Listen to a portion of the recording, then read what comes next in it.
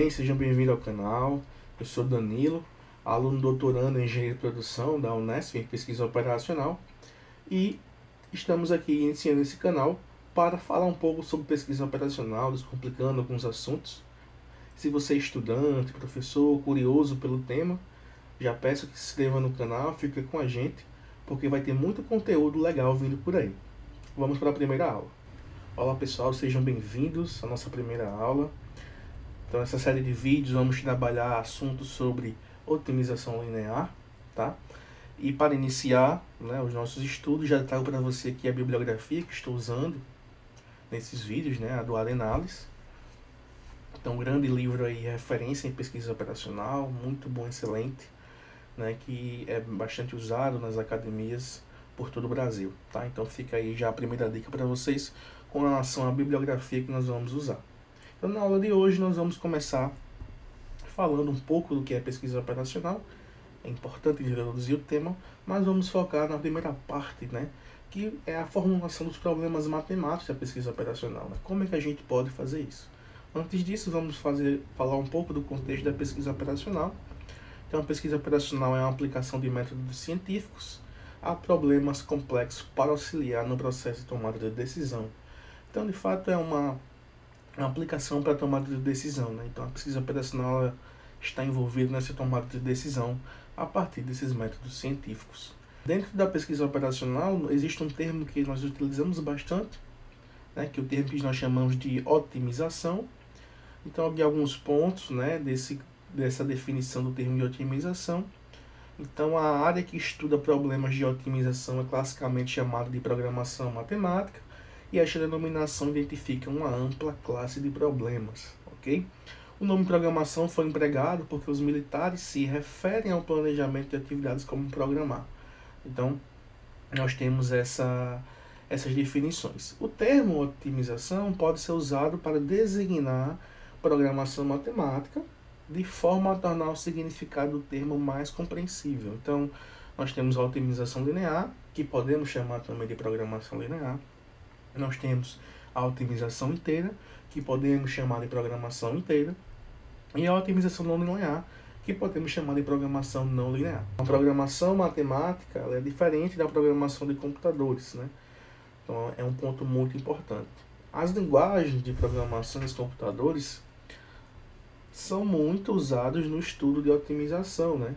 Mas a programação matemática é muito mais do que apenas a codificação do algoritmo, né? Seguindo a aula de hoje, né, falando um pouco dessas origens da pesquisa operacional, que não é o nosso foco, né, tanto nesse momento falar das origens, mas vamos fazer aqui um resumo das origens e definições. Nosso objetivo de fato já é começar a fazer algumas formulações matemáticas. Então, a pesquisa operacional é um ramo interdisciplinar da matemática aplicada que faz uso de modelos matemáticos, estatísticas e de algoritmos para tomar decisão. Algumas técnicas, né, para a resolução do problema de otimização consistem em, né? Então aqui nós temos alguns pontos importantes, né? Nós temos aqui a observação cuidadosa e a formulação do problema. Então precisamos entender o problema, né? O que nós temos inicialmente e aonde nós queremos chegar. Elaboração do modelo, a representação científica, né? A apresentação matemática, né, do nosso modelo, do nosso problema, né? Aqui a gente fala da abstração da essência do problema real, representação suficientemente, é importante destacar isso, precisa da situação real, ou seja, nós devemos de fato modelar o problema, modelar a situação real, considerando tudo aquilo que é possível, né? Mas que geralmente aqui fala, né, não pode levar tudo, entre aspas, em consideração, mas nós buscamos o máximo representar o sistema real, o problema real, e os modelos formulados para encontrar soluções, né, ótimas, melhores, boas. Quando a gente fala de pesquisa operacional, né, usamos tudo isso, né, um modelo matemático, os algoritmos, os códigos, para que a gente tome decisões, né? Por exemplo, em uma estrada, qual é o melhor caminho, na bolsa de valores, em que companhia investir, em uma indústria, em que ordem produzir, em um trabalho em grupo, que pessoas alocar para as tarefas, em uma companhia de distribuição, que rede elétrica, de gás instalar. Então são algumas perguntas que nós fazemos a fim de buscar soluções para tomar, né, a decisão correta. Usamos de fato a pesquisa operacional como meio, né, para que isso aconteça. Tá? Então eu acho que essa introdução inicial é muito importante para que a gente consiga entender o que a pesquisa operacional ela pode nos oferecer. É algo fantástico, eu sou apaixonado por isso, então sou suspeito em falar algo. Aplicações. Algumas aplicações importantes, né, aqui trouxe, né, da pesquisa operacional. Então podemos ter aplicações na produção, em logística, na indústria, em serviço, em agente do governo, federal, municipal, estadual. Então aqui são diversas aplicações. O que vale destacar disso é a grande, né, a grande variedade de aplicações possíveis que nós podemos ter com a pesquisa operacional. E aí a gente vai começar a falar um pouco, né, do grande objetivo da aula, né, fazendo essa introdução à pesquisa operacional, né, dos modelos matemáticos, dos códigos que nos ajudam a resolver e tomar a decisão. Mas o grande objetivo de hoje é que a gente já inicie modelando algumas coisas na pesquisa operacional para que você entenda de fato qual é o primeiro passo, né, como é que a gente trabalha a pesquisa operacional, logicamente hoje em casos simples, mas vamos já desenvolver modelos de otimização, né? Escrever aqui a formulação matemática para que vocês possam dar início aos estudos em pesquisa operacional. Com relação aos modelos de otimização, algo muito importante que vale destacar, né? Como nós podemos encontrar esses modelos de otimização, né? Nós podemos encontrar ele na forma linear, podemos encontrar ele na forma inteira, na forma mista e na forma não linear. Então, para cada modelo desse, tipo de modelo desse, né, de acordo com a característica do problema, nós vamos ter um modelo de otimização linear, inteiro, misto ou não linear. Ok? Inicialmente, nessa série de vídeos, nós vamos trabalhar com os modelos de otimização lineares. Muito bem, chegamos aqui na etapa da modelagem, né? Então, como é que se dá essa modelagem? Primeiro passo, nós temos um problema real a ser resolvido. Precisamos entender todo esse problema, né?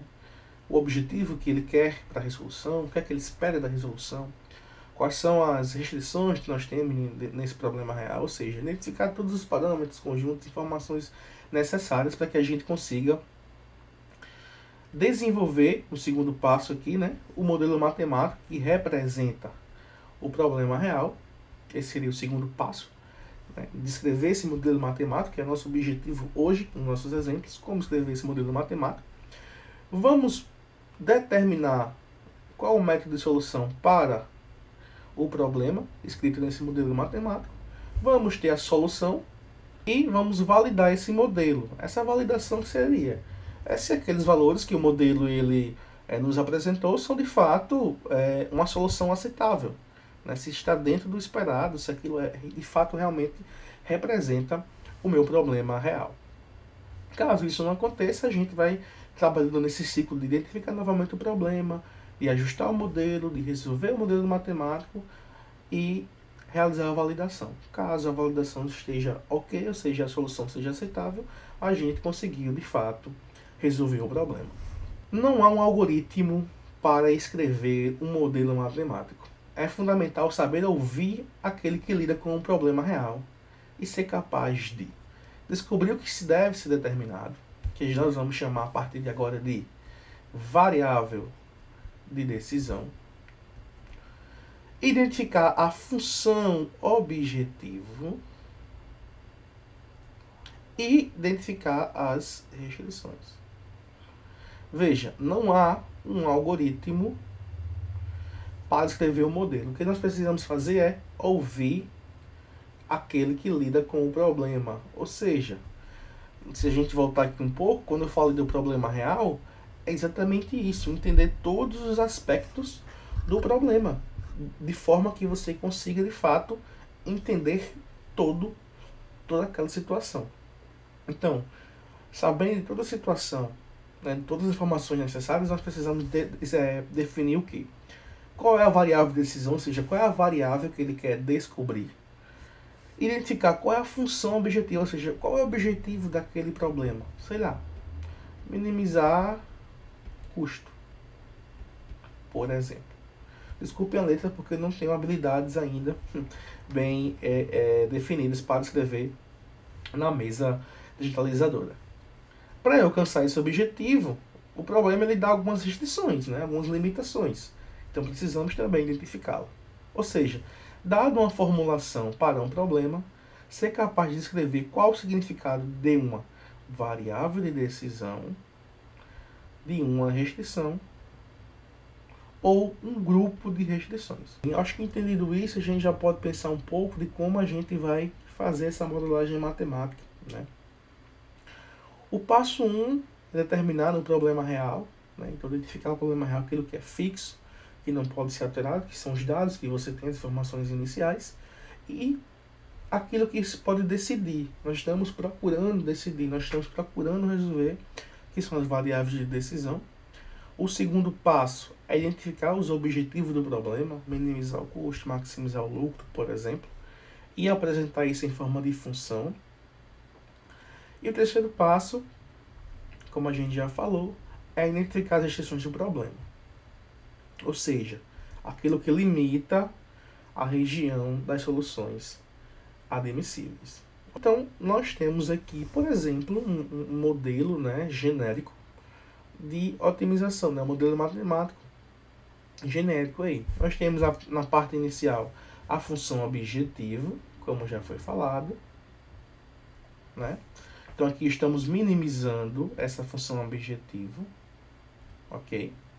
E aqui nós temos os dados, né? Vamos imaginar que esse C aqui é um custo, ok? E esse X seria a nossa variável de decisão que nós estamos encontrando, nós estamos tentando encontrar, né? Aqui eu tenho as restrições, né? Sujeito a essas restrições, então cada linha dessa é uma restrição. Nessa parte inferior nós temos as condições das variáveis de decisão, ou seja, nesse caso são variáveis de condição não negativa, né? E os valores de si são os que satisfazem todas as restrições e nós chamamos de solução factível, né? Ou seja, nós estamos encontrando os valores de x, que é a nossa variável de decisão. Essas variáveis, elas satisfazem todas as restrições do modelo e eu, de fato, tenho aí uma solução factível, né? Uma solução para o problema. Então, de fato, nós vamos encontrar bastante nessa parte de modelagem matemática essas três partes importantes, né? Logicamente, eu poderia falar aqui anteriormente para a gente definir, né, as variáveis de decisão. No caso aqui, seriam os valores de x para essa função. Mas aqui embaixo a gente já consegue entender como é que isso acontece. Então, os valores de x que eu estou procurando são os valores da minha variável de decisão que foram definidas nessa função de minimizar o custo. Vamos para um exemplo? Acho que seria interessante a gente trabalhar um exemplo. Vamos lá. A empresa Papagaio deseja produzir uma ração para aves a custo mínimo. Opa, informação importante. O objetivo, nesse nosso caso, é produzir uma ração que eu tenha um custo mínimo. Então, eu já posso pensar o seguinte, poxa, eu ainda não sei as variáveis de decisão, mas eu sei que o objetivo é o que? É minimizar o custo C. Vamos chamar o C aqui de custo. Então, o objetivo é minimizar o custo. Então, nós já temos o objetivo que a empresa quer. Ela utiliza dois produtos, a fruta seca e a semente de girassol. Então, a composição, né, dessa ração, ela utiliza dois produtos, né? Então, eu vou ter frutas secas e semente de girassol para produzir essa ração.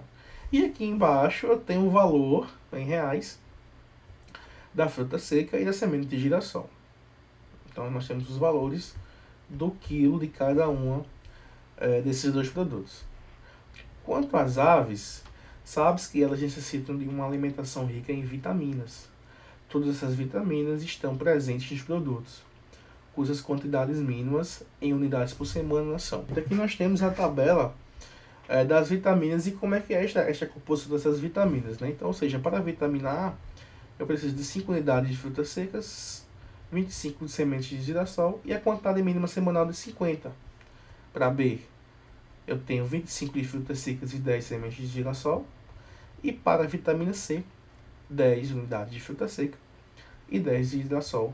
E a quantidade mínima semanal é de 60 que nós temos. Então, nós temos essas restrições, concorda? Que eu preciso garantir que isso aqui aconteça, né? Que eu tenha isso na minha composição de vitaminas, que é composta pelos dois elementos, né? Que é a fruta seca e a semente de girassol. Então, o que é que nós temos até agora? Nós temos que o objetivo é minimizar o custo. Nós temos os valores do custo de cada ingrediente, né? No caso aqui, de cada produto, que é a fruta seca e a semente de girassol, 5,78 por quilo, 45 por quilo. E nós temos as restrições das vitaminas, que é uma restrição que precisa estar no nosso modelo. Então, como a gente pode, nesse momento, formular esse problema na formulação matemática, né? Fazer a formulação matemática desse problema. Então, primeiro passo. Qual é a variável de decisão que a gente precisa definir? O que é que a empresa desconhece? Isso é a variável de decisão. O que ela quer determinar? Então, o que a empresa desconhece e pretende determinar são as quantidades de cada produto que vai ser usado na ração, que é a fruta seca e a semente de girassol. Vamos chamar aqui de XF a quantidade de frutas secas na ração e XS a quantidade de semente de girassol na ração. Então precisamos encontrar essas quantidades que minimizem o custo da produção e que atendam todas as restrições das nossas vitaminas. Então nós já identificamos quais são as variáveis de decisão. Passo 2. Determine a função objetivo. A função objetiva é minimizar o custo com a produção da ração. Que informações de custo nós temos? Nós temos que 1 kg de fruta seca custa R$ 5,78 e o quilo da semente de girassol custa R$ 4,85. Então a função objetiva seria minimizar que custo? O custo de produzir frutas secas mais o custo de produzir a semente de girassol. O modelo ele vai me dar a resposta dessas variáveis. Então ele vai me dar um valor que, qual é a quantidade que eu vou ter de fruta seca, que é multiplicado pelo valor do quilo, assim também para a semente de girassol, vai ter o custo mínimo para eu produzir a ração, respeitando as minhas restrições, que é o passo 3. Restrições do problema. As restrições do problema impedem que a empresa produza ração a um custo mínimo sem atender às necessidades das aves, ou seja, das vitaminas que eu preciso ter no meu modelo. Voltando para a tabela, a vitamina A, eu preciso de 5 unidades por semana da fruta seca, mais 25 da semente de girassol. E isso tem que ser no mínimo 50 semanalmente. O que foi que eu fiz? Peguei lá a quantidade que eu preciso na composição de frutas secas, vezes a variável de decisão que está relacionada com a fruta seca, 25 vezes a variável XS, e isso tem que ser maior ou igual que 50. Por quê? Porque é uma quantidade mínima. Eu tenho que ter no mínimo 50. Fiz o raciocínio para as outras duas restrições. No final, defini o domínio das minhas variáveis de decisão, ou seja, maior ou igual que zero, depois eu estou trabalhando aqui com quantidade, né? Com com valores numéricos de quantidade, logicamente, no mínimo ser igual a zero, ok? Então aqui, garantindo a não negatividade das minhas variáveis de decisão. E assim seria o meu modelo completo. Vou minimizar a função xf e xs, ou seja, em função das duas variáveis de decisão, minimizando este custo, atendendo às minhas restrições e garantindo que essas variáveis sejam não negativas. Vamos lá para a nossa segunda questão de hoje. A empresa Loções e Cremes deseja saber a quantidade a ser produzida por dia de 3 tipos de loções: irresistível, charmosa e provocante, que pretende lançar no mercado em um futuro muito próximo. Então nós temos aqui 3 produtos, né? 3 loções que vão ser lançadas em breve. As loções são produzidas com base em um ingrediente super secreto, chamado SS. Então elas têm essa composição, que é manipulado por funcionários especializados. A tabela representa o número de horas de mão de obra e também o número de quilos de SS necessários para produzir 1 quilo de cada tipo de loção. Vamos ver a tabela. Aqui nós temos a tabela. Na tabela temos as seguintes informações: a quantidade de horas, tá? Por cada tipo de produto. Irresistível, vamos chamar de I, charmosa, e o P, só retomando aqui, provocante, tá?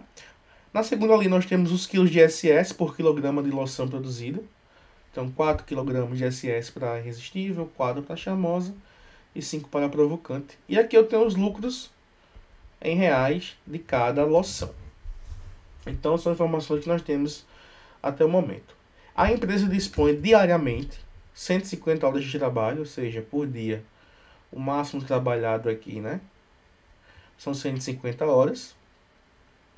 E sabe-se que o fornecimento de SS também está limitado a 200 kg por dia. Então, a quantidade máxima disponível de horas são 150 e a quantidade máxima disponível de SS é de 200 kg por dia.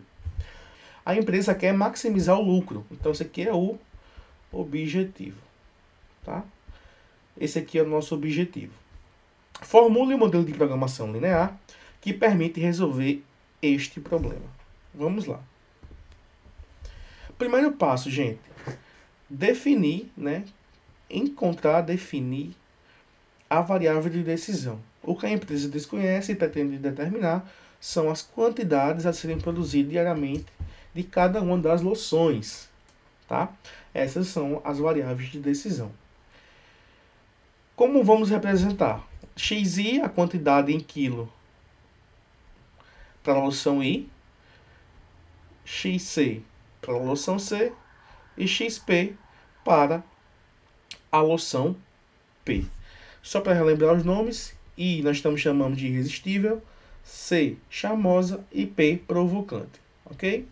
Então esses números aqui, essas variáveis, perdão, são as variáveis de decisão que nós temos no nosso modelo. E elas representam a quantidade em quilos de cada loção a ser produzida diariamente. Ok? Segundo passo, determinar a função objetivo. Nós já sabemos que o objetivo é maximizar o lucro, né? Isto é, o lucro obtido com a produção das 3 loções. Para cada quilo da loção irresistível, nós temos um lucro de R$4. Para a charmosa, um lucro de R$2.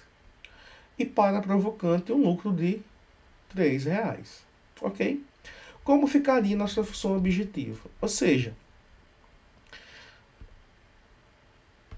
se eu pegar, por exemplo, a nossa função é maximizar. Ok? Vamos maximizar.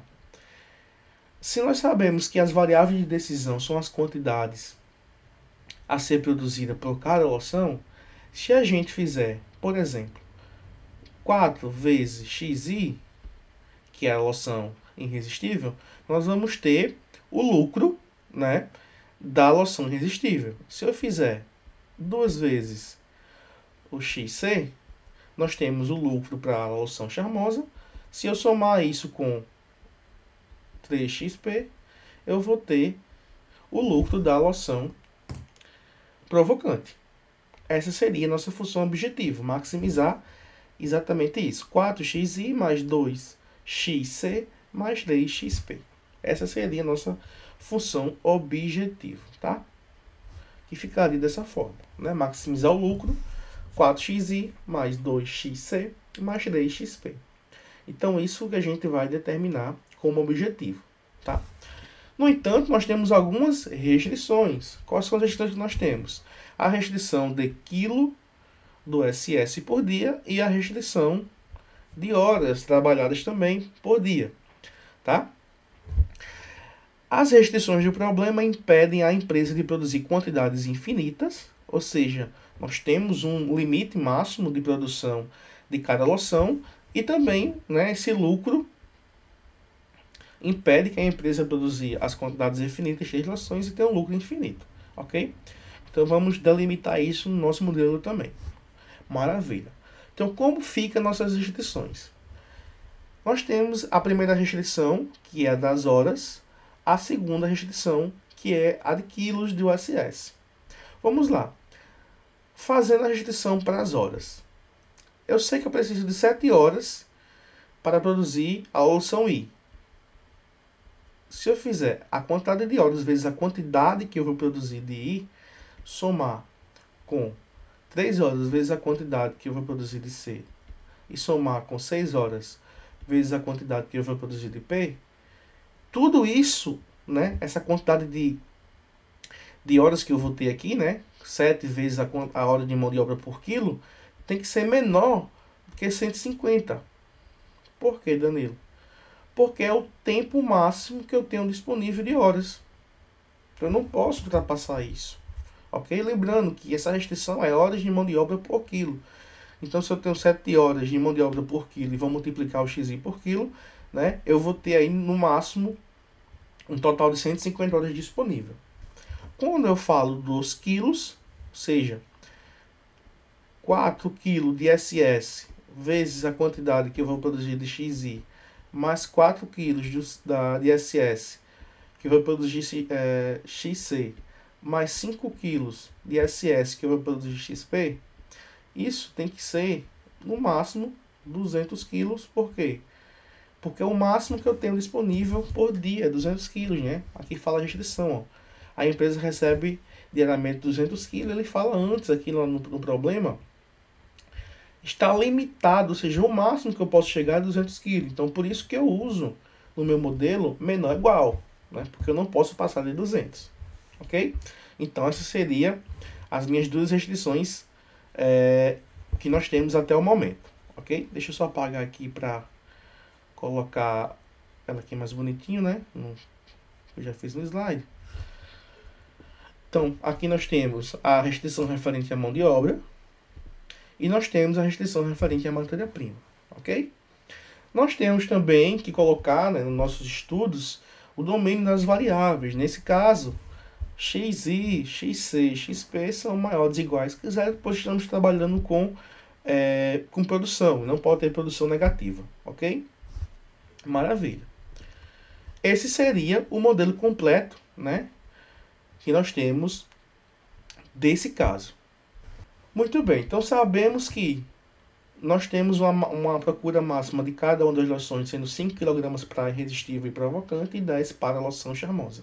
Como fica aí as nossas restrições? Então, a quantidade que eu vou ter de consumo diário, né, de procura diária máxima para irresistível, ela é 5 kg no máximo, ou seja, ela vai até 5, não pode passar de 5, né? Pois é uma procura diária máxima. A provocante também. Já a charmosa, ela é 10 kg. Então, isso aqui seriam as novas restrições em função da procura máxima. Como é que ficaria no modelo? Dessa forma, né? Um ponto importante, né? Vejam que está aqui organizado, né? Cada coluna, vamos pensar assim, sendo isso aqui uma matriz, né? Se fosse uma matriz, nós temos que cada coluna ela é separada. Xi, tudo que é xi, tudo que é xc, e tudo que é XP, tá? Como uma forma de organização para escrever o modelo matemático, ok? Muito bem. E aqui embaixo, novamente, as restrições de não negatividade, pois estamos trabalhando com produção. Então, esse seria o modelo aí final, adicionando aí as restrições de procura máxima diária. Vamos implementar mais uma parte nesse processo. Considere agora que a quantidade produzida de cada uma das loções deve ser sempre igual ou superior a 25% da quantidade total de loções produzidas.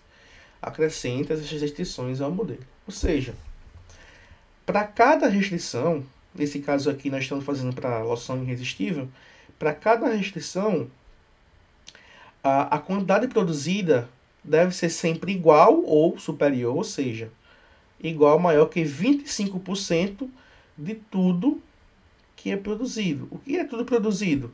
É eu somar quanto foi produzido de XI, de XC e de XP. Então seria aí uma restrição adicional.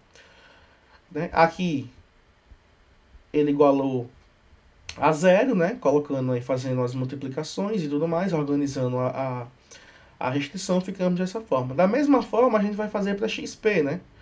Então, XP, por exemplo, XP tem que ser maior ou igual que 0,25 de XI mais XC mais XP, ok? E aí organize novamente aí tudo em função das variáveis, né, como estão distribuídas, colocando tudo isso maior ou igual que zero, nós temos aí as restrições. É importante lembrar que devemos fazer isso para cada tipo de restrição, para cada tipo de produto. Então, para cada produto, nós temos que fazer essa restrição e depois organizar, né, colocando cada uma maior ou igual que zero, ok? Ou seja, reproduzindo ficaria assim, né? As três restrições do 25%, né, da produção total, maior ou igual que 25% da produção total.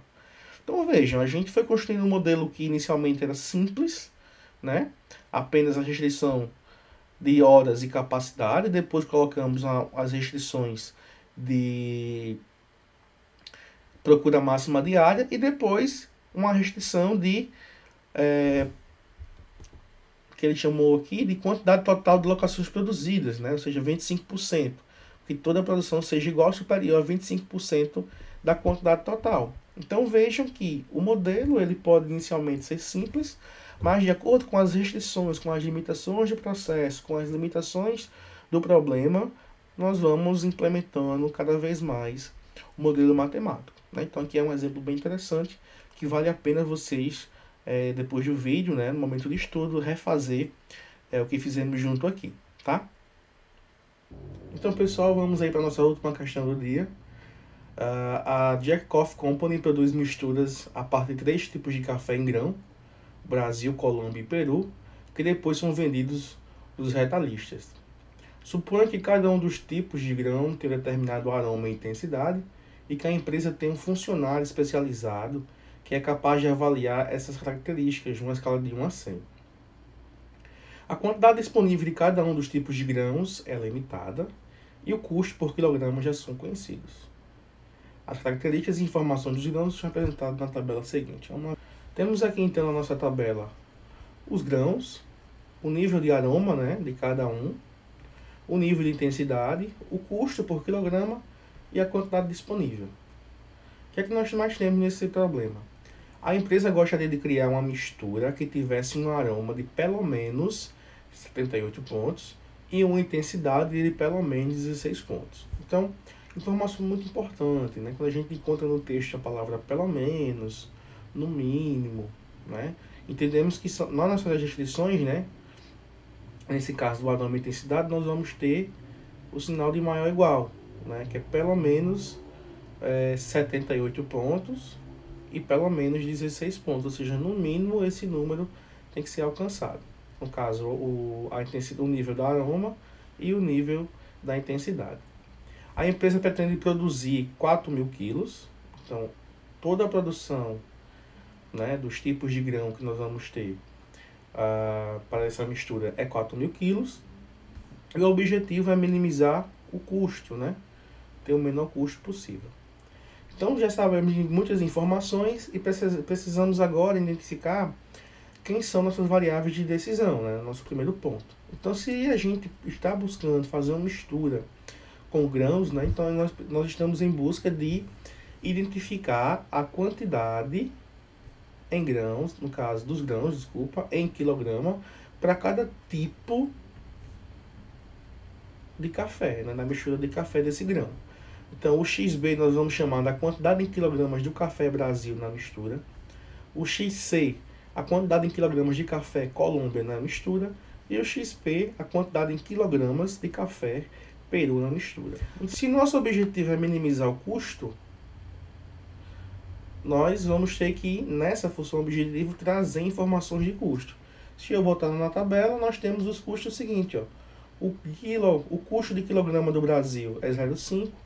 O custo de quilograma do café, desculpa, do grão Colômbia é 0,6 e do grão Peru 0,7. Então, trazendo esses valores para cá e multiplicando pela quantidade, né, em quilogramas de cada grão na mistura, nós vamos ter a nossa função objetivo, né? Então, nós temos aqui os valores relacionados a o custo do quilograma de cada grão multiplicado pela variável que representa a quantidade de quilogramas de cada grão na mistura. Então, essa aqui seria a nossa função objetiva, que seria minimizar isso.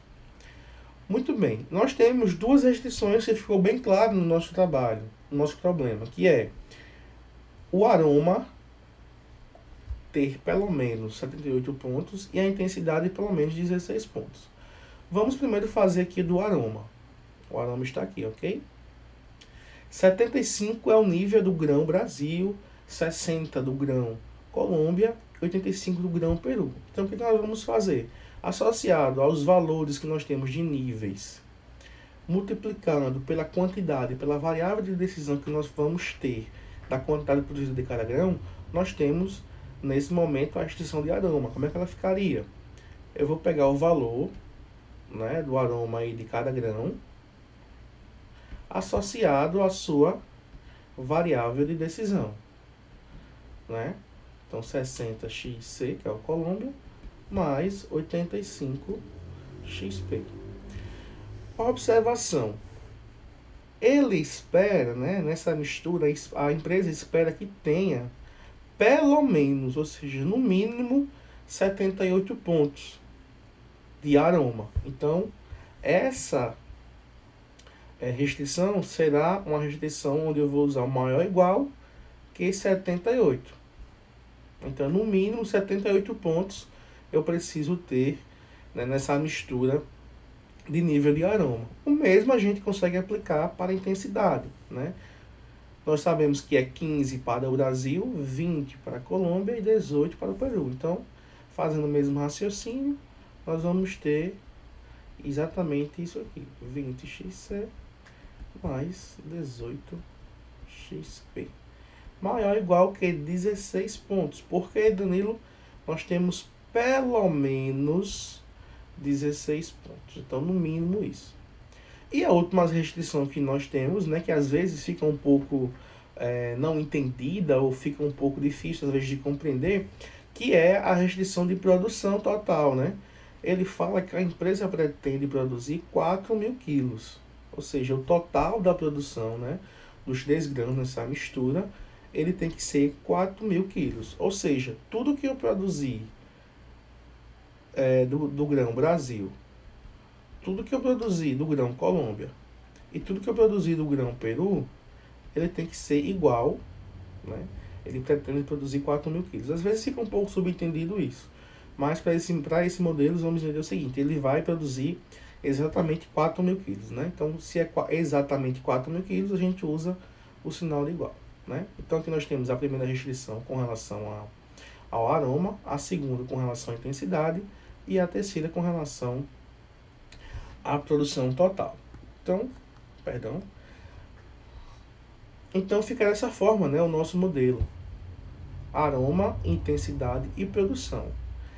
E aí vem a pergunta: o que seria esses valores, Danilo? Muito bem. Isso aqui também são restrições, né? Que é exatamente com relação à quantidade máxima disponível, ou seja, o máximo que eu tenho disponível desses grãos é 1.500 quilos para o Brasil, 1.200 para a Colômbia e 2.000 para o Peru, ou seja, o máximo que eu vou ter de cada grão está disponível nessa coluna. Então, o que é que nós temos em seguir? Que tudo que eu produzir do grão, né, da quantidade em quilogramas de café Brasil na mistura do grão Brasil, ele vai estar variando de 0 até 1.500, que é o valor máximo. O grão do café Colômbia 1.200 e o grão do Peru até 2.000. De 0 a 2.000, porque estamos trabalhando com quantidade em quilogramas, né? Nós não podemos ter valores negativos nesse caso aqui. Então veja, uma questão simples, mas que requer bastante atenção. Uma dica que eu sempre faço, né, nos meus estudos, no dia a dia, que é a prática, né? A prática de você fazendo questões e questões, você consegue, de fato, adquirir habilidades para conseguir montar os modelos matemáticos. Então, aqui nós temos um modelo matemático bem interessante, com relação a esses exemplos. São simples, mas que é bem interessante, como eu falei, tá? Então, pessoal, para finalizar, temos aí nosso modelo final, como já foi esclarecido, né? Foi apresentado. Espero que tenham gostado do vídeo. Não esqueça de dar o seu joinha e se inscrever no canal. E vamos ter mais vídeos aí sobre pesquisa operacional, ok? Até mais, um abraço.